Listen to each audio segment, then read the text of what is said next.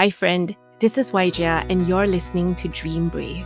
My hope is that this space will strengthen your faith, gird you with courage, and encourage you to take the risks worth taking to propel you into the very best that God has for your life. One of the hardest things we can ever cope with in our lives is loss. Loss of a loved one, a relationship, our health, our job, or a dream we once held dear to our hearts. Yet, so much of our culture tells us that to lead a victorious life is to pick yourself back up and move on immediately. Where is room for grief? How can we appreciate the mountaintop if we've never trudged through the valleys? In this special season, I interview ordinary Christians who have encountered extraordinary obstacles to find light in the dark and strength in despair. For it's in our trials that God promises us the hidden treasures of darkness, which are stored in secret places, that we might know that He is God. My hope is that these stories of setback will inspire you to find hope in your struggles. Be blessed. What if the way we raise our kids today could spare them from the struggles we're only just beginning to unpack as adults? Today, I'm talking to Lauren Wells, CEO of TCK Training, about what it really takes to raise emotionally healthy kids, whether they're third culture kids or not. Lauren's own childhood was marked by deep challenges, shaping her passion for helping families navigate emotional resilience. We'll talk about how trauma can show up in unexpected ways, what parents can do to create secure foundations for their kids, and why healing as adults can change the way we parent. This episode is for anyone who wants to break cycles and build stronger, healthier families wherever you call home. Lauren, welcome to the Dream Brave podcast. It's such a privilege to have you. Yeah, thank you so much for having me.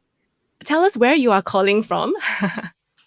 I am currently in North Georgia, so we're just south of Chattanooga, Tennessee. We're right on the border of those two states. And this is where we've lived for about 3 years. Wow, and where were you before that? We were in South Carolina for 2 years and then Oregon for 6 years. So we've been all over in the last 10 years, my husband and I and our kids. Wow. How many kids do you have, Lauren? Just for us to have an idea of the family that you have at the moment. Yeah, so we have 2 girls, they're 7 and 8, and then we're also foster Oh, parents, and we're usually fostering toddlers and babies, and so we have other temporary family members who've been coming in through our home also. wow, Lauren. I am just blown away. I have goosebumps just listening to you. It feels really special for me to be interviewing you from here where I am now. I'm in Tanzania, as our Yeah. listeners are familiar with. And I know that you spent a large part of your childhood in Tanzania, actually. Am I right? Yeah, in my teenage years, that's where my family lived, as global workers. We were in Arusha, and then we were in Dar es Salaam, so you are in one of my heart places. I love Tanzania so much. Oh, I'm so glad. I'm so glad. Lauren, I've read a couple of your books and you've written several, including Raising Up a Generation of Healthy Third Culture Kids, The Grief Tower, and Unstacking Your Grief Tower. And I'm just so amazed by how you had challenges in your childhood and instead of running from it, you've really dedicated your life to helping families raise kids who don't have to spend their entire adulthood unraveling their childhood wounds. So I just wanted to say I feel really special, really blessed to speak with you. And especially because, you spent a large part of your childhood living in Tanzania, where I'm living right now with my own family, Yeah, raising my own two girls. So my girls are 6 and 8. So I wish they could meet yours. okay. I know, they're so similar. Yeah, it's true.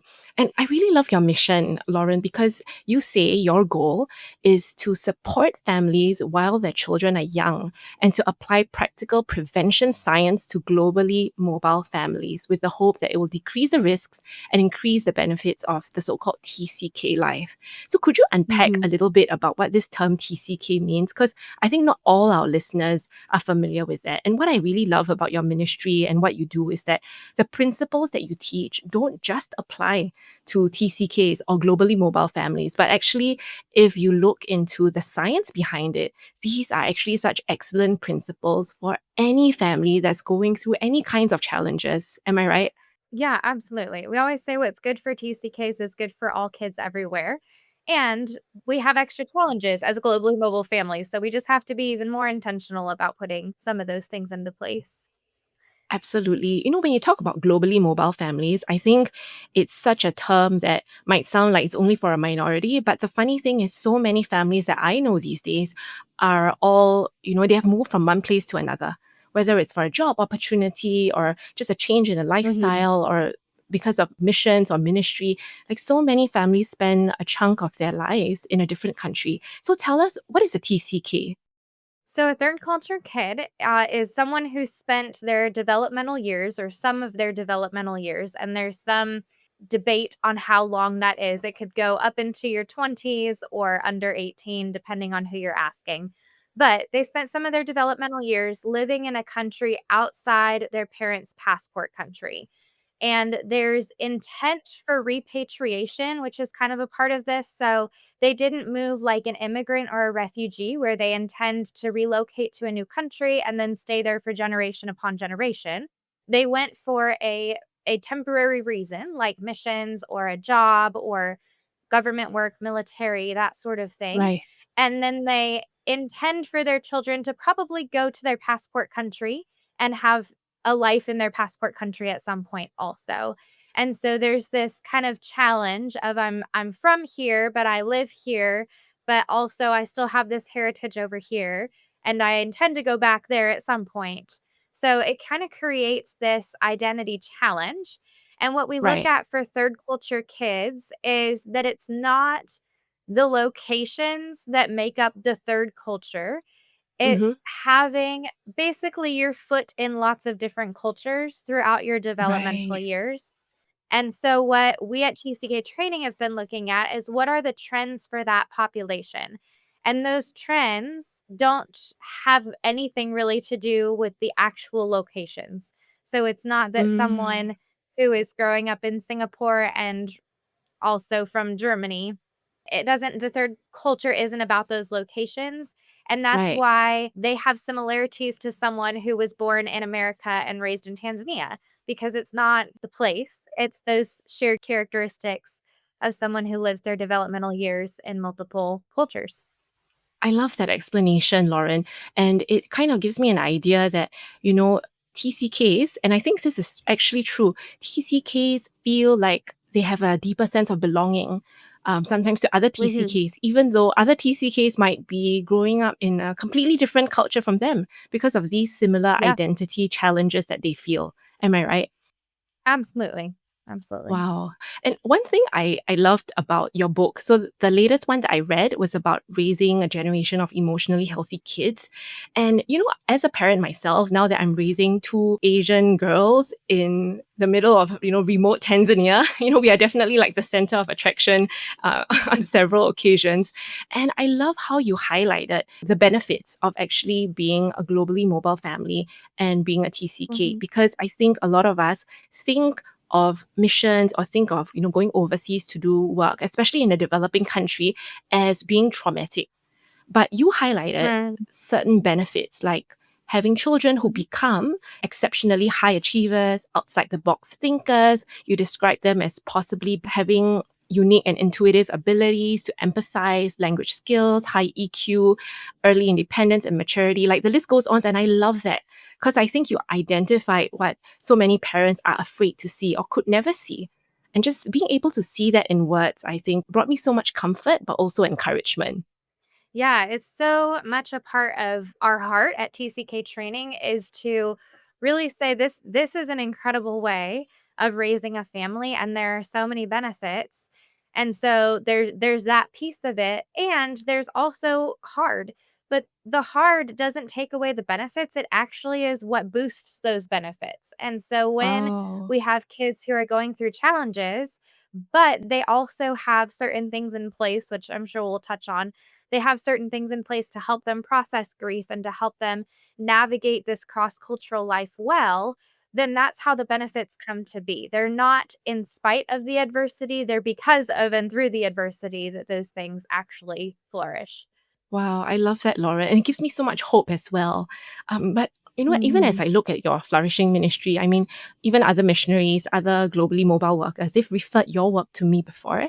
But could you share a little bit about your childhood and how those challenges shaped the work that you do today. I think we'd love to have a really personal insight as to how your childhood was like and how that opened your eyes to this entire mind-blowing field of work. Yeah. So we moved to Tanzania right when I had turned 13.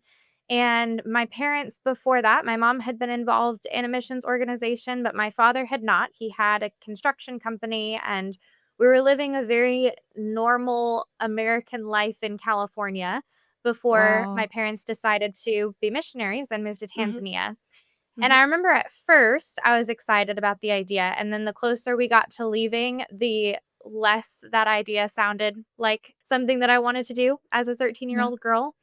And Yeah. because I was a 13-year-old girl, I was pretty emotional and probably had some attitude issues and all those things. And I remember about the week before we were about to get on the plane, we were staying with some people, and I was having a hard time. I was crying a lot. I was maybe not particularly nice to be around. But the mother of that family pulled me aside and said, "If you do not put on a happy face, you are going to ruin your parents' ministry, and people are not going to come to know the Lord because of you." And Oh I my remember in goodness. that moment also being a people pleaser, thinking, "Oh my goodness, that's obviously what I need to do then." I am And so so I sorry, think that Lauren. it was, yeah, it was not an emotionally or spiritually healthy thing to have been Yeah. said.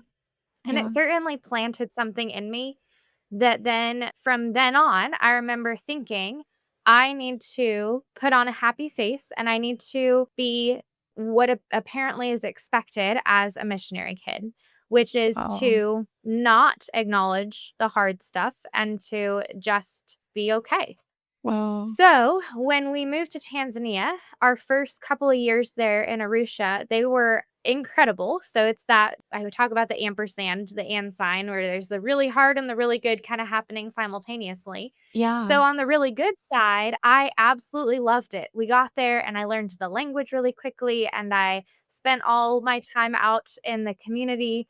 We lived in a house that Wow. was in a Tanzanian neighborhood. And so I was Mhm. out with the mamas and learned how to cook ugali and chai, and I Wow. You was are just natural. out. I loved it so much, Wow. and I remember I knew I had made it when there were some people who weren't from the neighborhood who walked by and they said, "Mzungu, mzungu," which is like white person, which Yeah. I'm sure you guys get too. Yeah.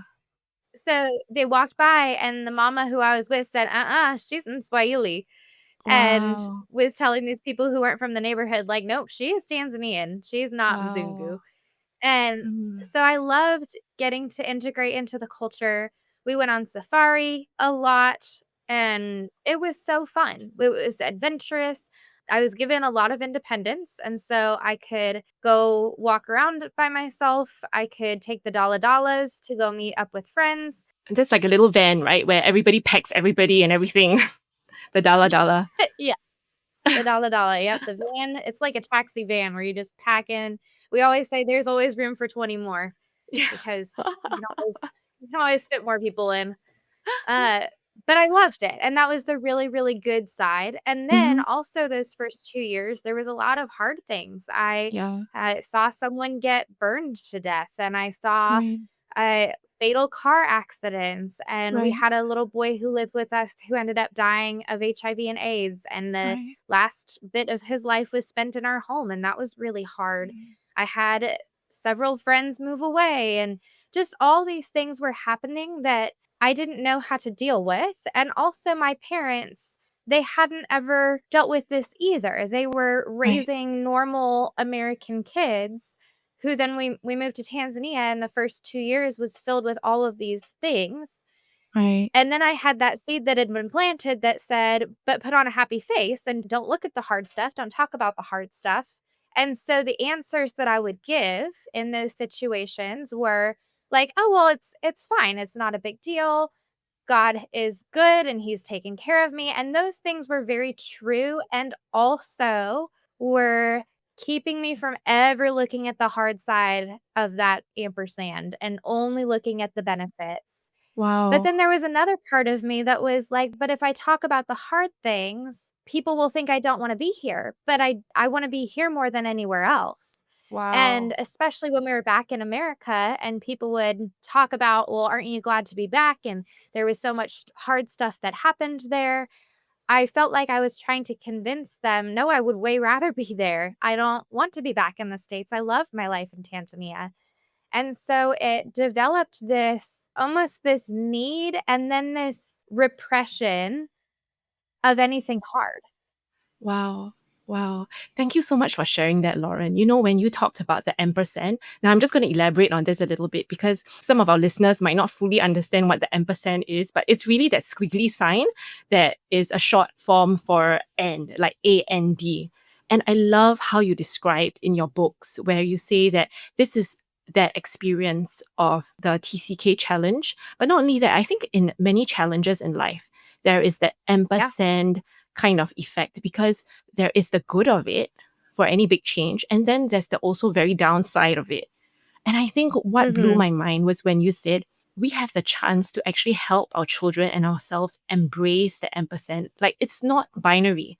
It's not like, oh, Right. this is so hard, therefore I must go back, therefore I'm not a good Christian. But I think a lot of us jump Mhm. to those conclusions really, really quickly, right? Yeah. Yeah, and I think if we downplay one side of the ampersand, we downplay the other side. And Mm. it's not as rich of an experience if we're only looking at the positives. And it's Yeah. also not as healthy of an experience if we're only looking at the negatives. It really does require both sides. And I Wow. think that like you said earlier, that's such an encouragement to parents because they can't prevent the hard stuff. And sometimes we like to think that if we just prevented the hard stuff from happening, then our kids would reap the benefits. When the reality is, we have to have the hard stuff in order to have the benefits, but we also have to acknowledge and process that hard stuff. Those benefits don't come from only turning toward the positives. Wow, I love that. I love that, Lauren. And I think that's the thing I think most parents want to unlock. And I was wondering if you could Mm. elaborate and care to share how you help your children process some of these hard things. Or maybe to put it in a different way, what would you, the little you, what would the little you loved to have an older person help you process during those times of hardship when you saw those difficult things, when you felt afraid in the middle of the night, when you didn't know if your best friend would still be around and therefore you didn't want to make any more friends? What did you wish Mm. that an older person or a parent would say to you? That's a really good way of asking that question. Mm, I think that because I was so focused on the positives, mhm. I think that I really needed someone to say, it makes sense if this also feels hard. And it would be really Wow. normal for this to feel scary or for this to feel upsetting. And I Wow. might even in that moment, I might have pushed back and said, but I don't. And then I probably would have really loved someone to say, but I wonder why you don't, because that situation warrants these hard emotions. And so what's keeping you from being able to name those and believe that you have them? Mm. And I think that a lot of our TCKs, they want to be mature, they want to be impressive. And Yeah. so a lot of our job is helping them to see that that's not going to happen and that that's not necessary by just looking at the positive things, that it's really important and it's really okay to look at some of those harder things and admit they're hard Yeah. and talk about them and put emotion words to them and give them Yeah. space to process them. And often they need to be directed in that. That's not going to happen naturally. So I'll just give an example. We had a situation in our own family where we had something really hard happen that was really hard for our girls, and they were really, really sad for quite a while. And so, one thing that I did is I pulled out some paper, some just white paper, and gave them crayons and said, "All right, with the crayons, I want you to choose colors and then I want you to make shapes that represent the emotions." And so we talked about how angry might be a red crayon that's like scribbled all over, and sad might be a blue crayon that's kind of with little squigglies. And so we just talked about different ideas for different emotions. And we used the crayons to color the emotions. And then I pulled out watercolors because those go over crayons well, Yeah. and I said, "Okay, now think about the different things that are kind of covering those. And is it a lot of Mm. anger? Is it a lot of sadness?" And kind of choose the colors. And so they did that. And it was just this way for them to kind of get out some of those things. And as they drew and colored, my husband and I sat at the table and just asked, "How come you're choosing that? And what does that make you think of? And it looks like there's more blue than red. What does that mean?" And it gave them this space to process that hard thing that wouldn't have just happened naturally and probably wouldn't have happened if we just sat at a table and looked at them and said, "How are you feeling about this hard thing Wow. that's happened?" Yeah, And yeah, so yeah, some of it is just creating opportunities. yeah. In that same situation, my daughter was really angry about a lot of things, and I said, "Well, why don't you go outside and just throw rocks? Don't Oh, wow. throw them toward the house, but just throw rocks, like, at the ground and get out some of that anger. Throw rocks at the ground." And Right. it's not destructive, right? She's not hurting anything, but it Mm-hmm. just gives her the permission for her body to let out some of that anger, and for Wow. us to say, "It makes sense that you would be really angry about what happened. Let's get that out. Let's talk about that." Lauren, I love what you just shared. And I think some of the key things that I can draw out from what you're saying is to create that space, that safe space Mhm, for our kids to actually articulate how they're feeling. But one other very insightful thing that you've brought out is that sometimes, a lot of times as parents, we just go like, "How are you feeling?" And then they go, "I don't mhm. know." And then we just like, "Oh, I've already asked, I've ticked the Fine. checkbox, let's move on," right? But no, you're saying Yeah. that kids actually need help, whether it's a young kid like mine, like my 6-year-old, who needs me to say, "Are you feeling frustrated? Because I can see that you're looking angry. You have a frown on your face." Whether it's us actually naming that emotion for them, or like you say, doing an activity. If our kids are a little bit older and they can somehow, comprehend what the different colors mean and maybe even articulate that a bit. I think what you're saying is that it's so, so, so important as parents that we journey with our kids and give them those creative outlets to help put a Mhm. name on some of these unarticulated emotions. Am I right? Absolutely. Absolutely. And a lot of it is giving them permission to say that thing felt hard. And I think that sometimes we naturally invalidate those hard things and we don't give ourselves permission to acknowledge that felt hard and it makes sense that it did. Even as Wow. adults, we do that. And so, even Yeah. more so for our kids Yeah. and those, especially who feel like they're expected to give the right answer, Yeah. they feel like the right Absolutely. answer is the positive answer.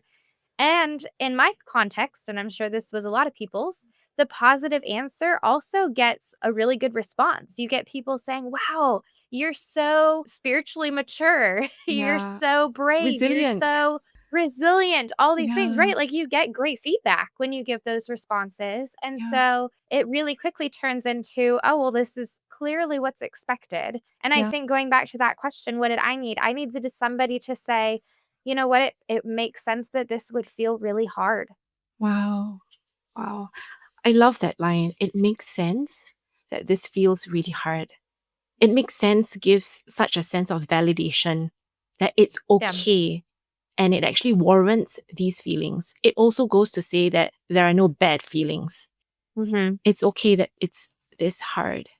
I also love that in your writing, you actually acknowledge the difficulties that parents go through because so often we want to focus on the kids and say, like, it's my responsibility to make sure that you're okay. But I love that you Mhm. acknowledge how hard it is for parents too, because it's the first time that a parent is probably making this huge move. It's the first time a Yeah. parent is parenting a 6-year-old or a 13-year-old or a 17-year-old in the new field. And I think when I read one of your books, the one about unstacking grief, it Mhm. really helped to give me an insight about how important it is for us to unstack not only our kids' grief towers, but our own. So, Lauren, could you share a Mhm. little bit about what a grief tower is? Because when I saw the title of the book, I just went for it. I'm like, that's the book I need to read because I think it gave me an idea that, there's something about compounding and accumulation of Yeah. grief that goes so unspoken because it's almost as if, like, well, why haven't you dealt with it?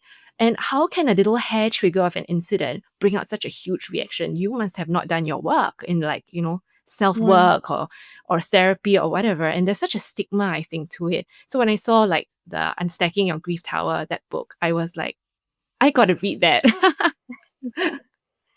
Yeah, well, and I think it connects with so many people because as globally mobile families, we do experience that compounding grief, and it's Yep. not always big stuff. And I think that we give a lot of acknowledgement to the bigger things, but then all the little things that stack up, we wonder why all of a sudden everything feels hard.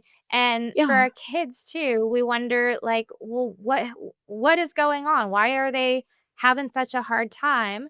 But then we start to think about it and realize, well, this friend moved away, and then this favorite teacher moved away, and then they changed Yep. schools, and then this, and then this, and then this. And it wasn't any really big situation necessarily, but it was all these things that kept stacking up that never were processed and then all of a sudden felt really big. One Yeah. thing that I hear a lot from adult TCKs, especially those who lived in what we would maybe think of as like easier contexts. They didn't Yeah. have maybe big traumas that happened. They go to counseling as an adult TCK, and the counselor says, well, I don't understand this reaction or what's going on because I can't find the one big trauma that would have caused this. Yeah. And what we're finding in the world of TCK care is that it often wasn't one big trauma. It was all the little stuff that was just normal in the globally mobile life that kept stacking up one after the other after the other. And it Yeah. wasn't a big trauma. It was these really normal experiences Yes. that just never stop.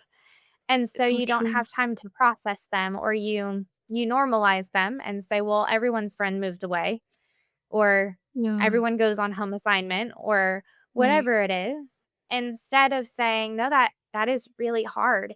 And Right. it's hard because you had that other friend move away about the same time last year, and I bet that Yeah. that was really hard to step into this new friendship, and now they're Yeah. moving away and helping kind of paint the picture and draw the line from this to this to this also gives our kids that validation of, oh, that's Right. why this seemingly little thing feels so hard, is because it's not just that little thing, it's all the things that were stacked below it too that added up to this now big feeling. Yeah. I think the term that you used in one of your books was called unresolved grief. And you talk about Yeah. how it's caused by complex trauma and how, this Hmm. is especially true when people grow up living in a developing country. And I think, Hmm. more and more, I can see there are lots of people who are thinking of spending a part of their lives in a developing country, whether it's for humanitarian work, for the kids to experience a different kind of life, but they are trapped in so much fear. Like I know I have Yeah. friends who've always told me, I really wish that I could do like mission work or humanitarian work like your family, but I'm so scared. And they look at the statistics. Hmm. So one thing I love about your NGO, your nonprofit, is that you do a lot of science work as well. And this is some Hmm. of the statistics that I've pulled out.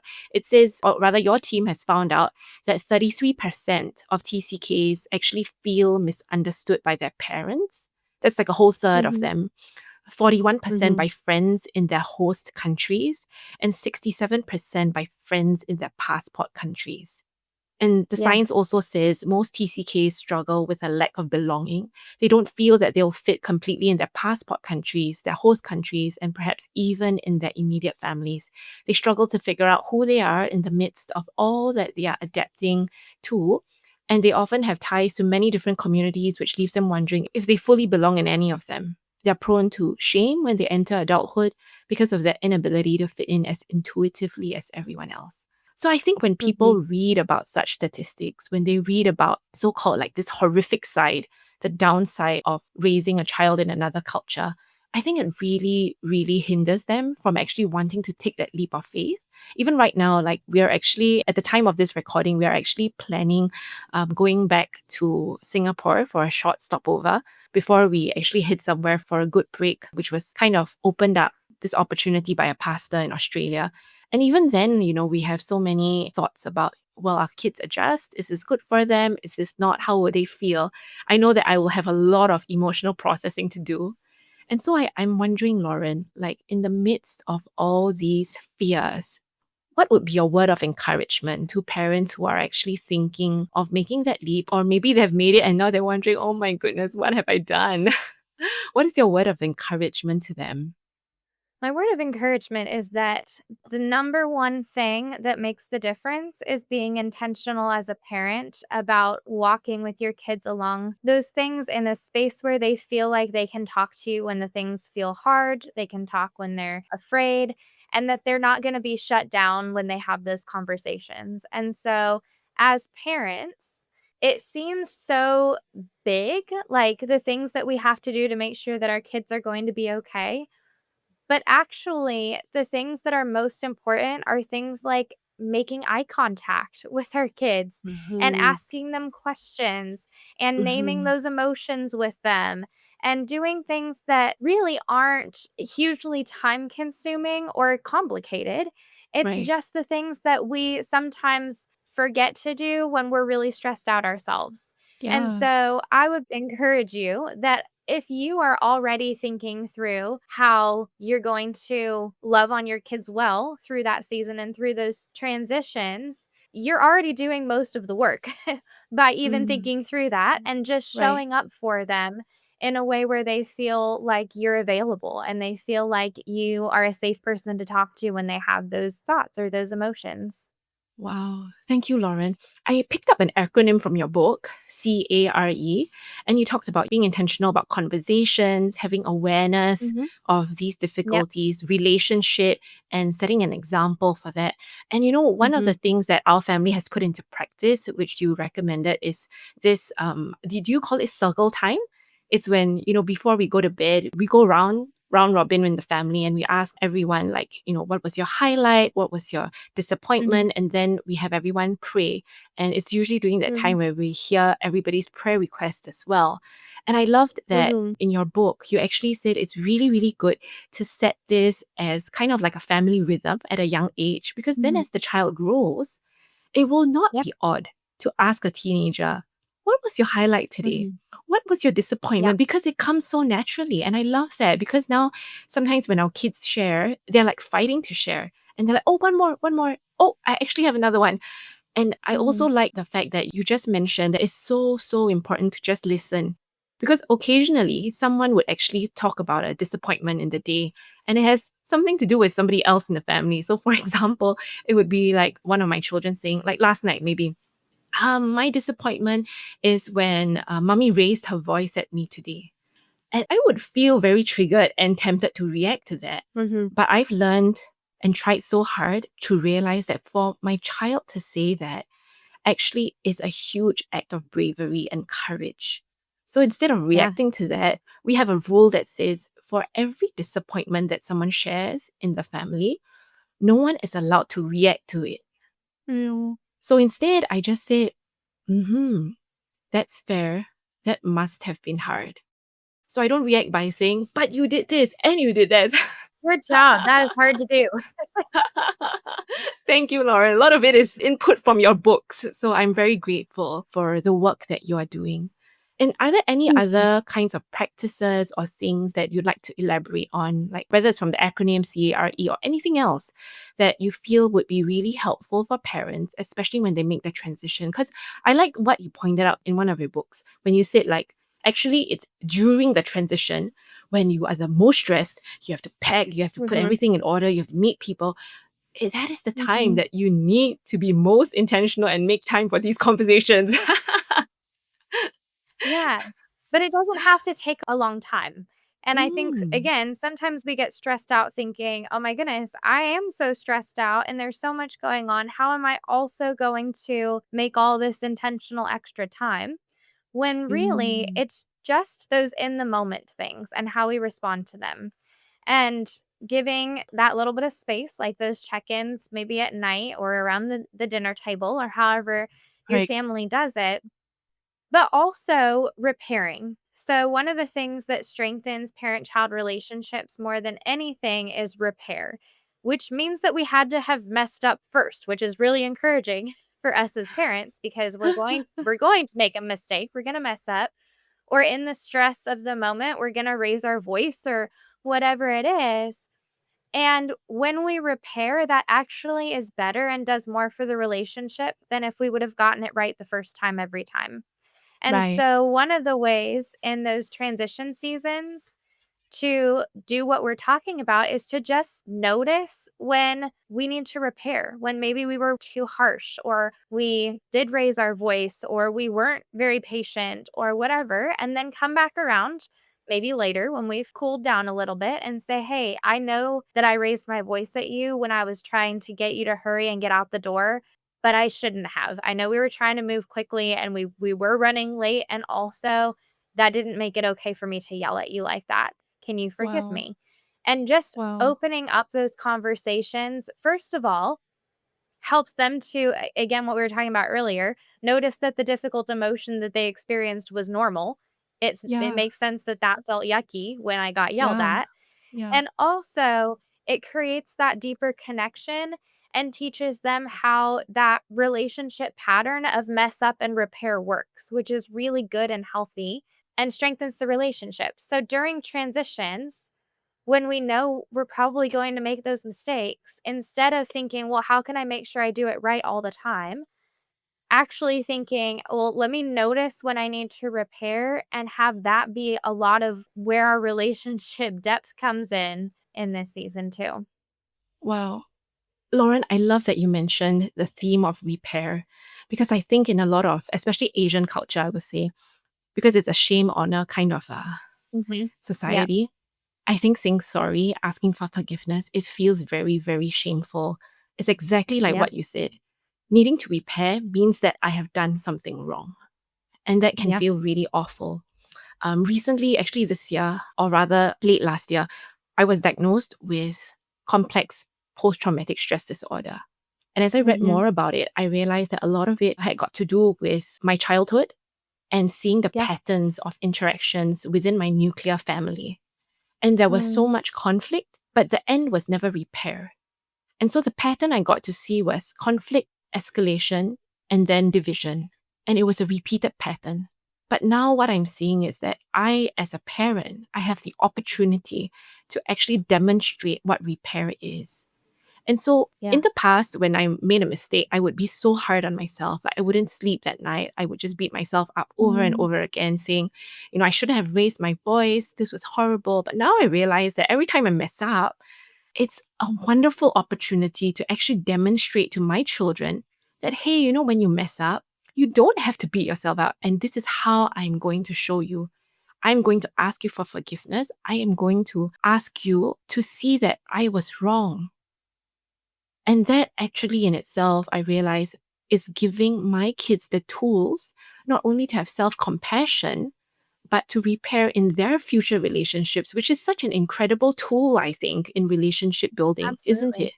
Absolutely. Well, and children often, like you were explaining from your childhood, they feel powerless to repair when Yeah. it's the adults who are the ones who have broken that trust, or there's something that's gone on that the child notices there's been a rupture in this relationship, but the child feels Yeah. powerless to repair it. And that feels really awful. And as a parent, to give that gift constantly of, I value our relationship. And so I'm going to show up so that we can repair it, even when it was the child who did something wrong. It's still our job as the parent to go initiate repair. And that, again, it's a huge gift. And like you said, it's such a huge skill set for them to have in every relationship that's going to make a huge difference for them going forward. I just think about how different society would be in general if we all learned how to repair relationships well Yeah. as we grew up. Wow. I love that, Lauren. I love that you said that. Because I think so many of us kind of know intuitively that when it comes to big stressful transitions or change, as parents, we are actually like the nucleus of our children's lives. And we Mhm. are the only thing that remains stable when the world Yep. is changing and moving. And yet that is also the Mhm. time where we're experiencing a huge amount of stress. I just think about this morning. Like we're living in Tanzania. Everything is for the first time. This is our ninth month in as I record this. And this morning, as I shared with you earlier, was the first time we experienced these huge torrential rains. It had rained all night Mhm. and all the dirt roads, turned into slurry. And I was Yep. figuring out, are we going to make it to school? And at the same time, my children had already reminded me that today is the day they're serving a particular Tanzanian dish in school, which they do not want to eat. So that's another cross-cultural pressure. And they say, Mummy, can you make something for me this morning? And so I make it, I cook it, I pack it in the lunchbox. And then guess what, Lauren? I hear a whine. Mummy, you didn't write me a note. At this point in time, I am about to explode. I am just trying to get everybody in one piece out the door. And actually, the worst part was that I did write the note, but because I was coming out of the house and it was pouring and I was trying to open this heavy metal gate and trying not to slip in the mud, I actually lost the note on my way out. And so my children were sulking, and I was like, you know what? I'm going to lose it any moment. Yeah. And I actually did tell them, I said, this is a really, really hard morning. But what you just shared, it reminded me that it's so important sometimes at the end of the day to still go back to the incident and say, I'm sorry. I could have said it better. And to initiate that conversation without actually going like, but you also did this, and you also stressed me out, and you also did this. So I think it's so important for us to just, like what you said, initiate that without creating more blame, more rupture, but just to be really intentional about repairing that relationship. Yeah, and in that situation, and a lot of our situations with our kids, it is a both and. And I think it can Yeah. be really helpful just to switch the word but for the word and in those situations. So going back and saying, I know that not having that note felt really disappointing because you're used to having that. And that probably makes you feel really loved during the day. Yeah, yeah. And as we were going out, do you remember how much the rain was pouring and I was trying to get the gate open and I had made you this lunch? And so there were reasons why the note got lost. And I can see how that would be disappointing to you. Wow. And kind of just leaving it at that. There's this both and. I think sometimes we can overcorrect when we're Right. trying to learn how to do this repair, and we can constantly be like, "Oh, I'm so sorry that this didn't happen and I'll work on it next time." And instead of helping them to see too, well, no, it makes sense why this didn't happen. Or, yes, I'm sorry that I yelled at you. I should not have talked to you like that. And I was feeling really angry because this, and this. And that didn't make it okay for me to yell at you. Both of those things are still true at the same time. And Wow. holding those both and helping them to see that it's not just the one piece of it, it's both Right. sides. So I love the format that you've given us, Lauren. And actually, it answers my next question, which was how do we repair a relationship if we realize we've unintentionally hurt our kids? But I see that Yeah. the format, and correct me if I'm wrong, it's to say, I'm really sorry for what happened, Mm-hmm. to validate their feelings and say, that must have felt really hard. And Yeah. then instead of saying, but this, but that, is to use and. Mm-hmm. And this happened this morning, and it didn't work out. And I could see why everything fell apart. And Mm-hmm. it also did not make it okay for me to lose my temper at you. Right. And then finally, like, would you forgive me? So it's kind of like, I think you've given us a pretty good template for us to actually use in our times of distress so that we don't beat ourselves up every time. Yeah. Yeah. And sometimes when we're repairing, we want to say, and I won't do that again, or I won't forget your note next time, or whatever it is. But it's okay to be honest and say, you know what? Mom is probably going to forget to put the note in your lunchbox sometimes. And that Right. doesn't mean that I love you any less or that that's not something that I realize is important to you.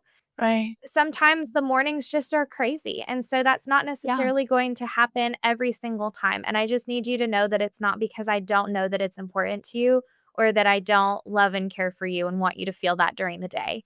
It's just Wow. sometimes that things are going to be crazy and that's not going to happen. Wow. I think perhaps, Lauren, what I'm learning is that one of the greatest gifts we could give our children is perhaps modeling self-compassion. Because I think Yeah. when we're able to give ourselves the compassion that we need to make mistakes, I think our kids pick up on that. And they too are not Yeah. so hard on themselves, and they realize that, everyone makes mistakes. I remember sometimes my 5-year-old, she would just come to me and she would, quite tongue in cheek actually, she would come and tell me, she would poke her nose into my face and she would say, Mommy, do you know you are not perfect? And I love you anyway. And then she would just give me a big hug and then she would just run off. I love that so much. Wow. Lauren, Yeah. as we come to an end I of our oh, go ahead. Oh, I was just gonna say one of the greatest joys as a mom is watching how my girls repair with each other and Oh, how they'll apologize to each other. And when there's been a rupture in their relationship, I can almost guarantee that I'll hear one of them at some point go apologize, and the other one will say, "I forgive you. Please don't do that again." And the like they'll have this little conversation and then they move on. And it's certainly I am not a perfect parent by any means, and my husband and I have been so intentional about teaching our kids about repair and doing that with them ourselves that that's something that's showed up in their relationship. And that's so cool to see. I'm so glad. I'm so glad. Wow. And Lauren, if I could just ask, some closing questions for someone who's listening, who's just starting, the journey of healing, feeling broken, discouraged, and wondering if they should actually take this big challenge to make a big life change, maybe to move, maybe to serve God, maybe to do something drastic. What's your biggest encouragement that you could give to them? I would say, first and foremost, it's important to know that the Lord is calling you to whatever that is. Mm-hmm. If He's calling you to move overseas, to do missions, whatever it is, then He also will give you the tools and knowledge at the times that you need it in order to be able to do that well as a family. I think that there is so much new research, there's so many new tools for Mm, raising globally mobile families that there weren't a yeah. generation ago. There certainly weren't when I was growing up, and then the generation before that had even fewer. And so one really encouraging thing is that we now know a lot of the things that it takes to have healthy globally mobile families, and that those things we can put into place really intentionally. And so my encouragement would be to really learn and Mm, do some homework and some research on figuring out how and what makes a globally mobile family healthy. We do a lot of that at TCK Training, a lot of workshops on that. We have a lot of blog posts and that sort of thing, those books that you were talking about. right, right. But there's so much that we can do, and that's so Yeah. encouraging for those of Wow. us who don't want to just go in blind hoping it'll all work out okay. Yeah, yeah. Lauren, I think your life is the perfect example of what it means to represent the ampersand. Because in spite of all your Mm, hardship, all the darkness that you walk through, you have lived out what it means to really be light in the dark.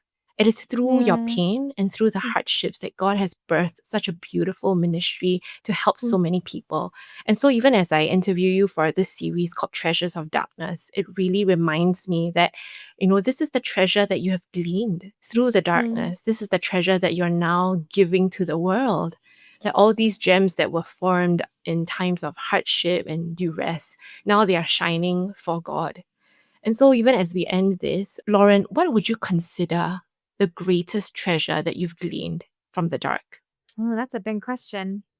I think that my greatest treasure in the dark is being able to hold both the good and the hard of whatever's going on in life and acknowledge the depth of both. Wow, I love that. I love that, Lauren. Lauren, thank you so much for what you do. Like, truly, I think all the dark valleys that you've walked through have really Mhm. shone a light to so many of us who feel like we're just muddling our way in the dark. So, thank you so much, Lauren. It's such a privilege to have you on. It was a joy to talk with you. It was mine too. I'm so glad. Thank you for watching. My hope is that every message on Kitedreams will inspire you to dream bravely and live boldly for God. If you've been blessed by these messages, feel free to share them with your friends, subscribe, and I'd love to hear from you. May God grant you the courage and faith to pursue all that He has in store for you. Be blessed.